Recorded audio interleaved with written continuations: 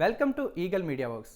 ఏ ఆలయమైనా మునుల చేతనో భక్తుల చేతనో నిర్మాణానికి నోచుకున్నాయి. అయితే కర్ణాటకలోని ఒక ఆలయాన్ని దెయ్యాలు నిర్మించాయట.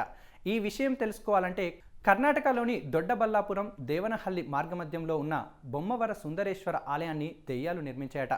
600 సంవత్సరాల క్రితం ఈ ఊరిలో దెయ్యాల బుచ్చయ్య అనే దెయ్యాల మాంత్రికుడు ఉండేవాడట. అప్పట్లో ఊరి నిండా దెయ్యాలే ఉండేవట. ఓ ఆలయం నిర్మిద్దామని ఆ మాంత్రికుడు భావించి నిర్మిస్తే రాత్రికి రాత్రే ఆ ఆలయాన్ని కూలదోశాయట దెయ్యాలు.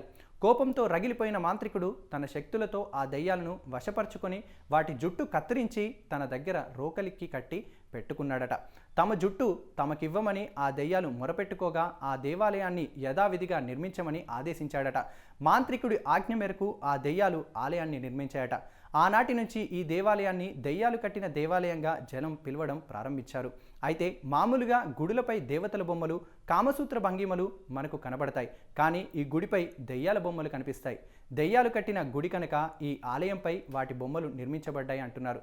ఇదిలా ఉంటే ఈ ఆలయం నిర్మించారే కానీ అందులో ఎటువంటి విగ్రహం ప్రతిష్ఠించలేదట. గత 50 సంవత్సరాల క్రితం వరకు గర్భగుడి ఖాళీగానే ఉందట. అయితే 50 సంవత్సరాల క్రితం గ్రామ శివార్లో ఉన్న తాగునీటి చెరువులో తవ్వుతుండగా 8 అడుగుల శివలింగం లభించిందట. ఆ లింగాన్ని తీసుకువచ్చి దేవాలయంలో ప్రతిష్ఠించి సుందరేశ్వర దేవాలయంగా నామకరణం చేశారు. ఇంత ఎత్తైన లింగం రాష్ట్రంలోనే ఎక్కడా లేదని, దేశంలో 5 చోట్ల మాత్రమే ఇంత ఎత్తైన లింగాలు ఉన్నాయని గ్రామస్తులు అంటున్నారు.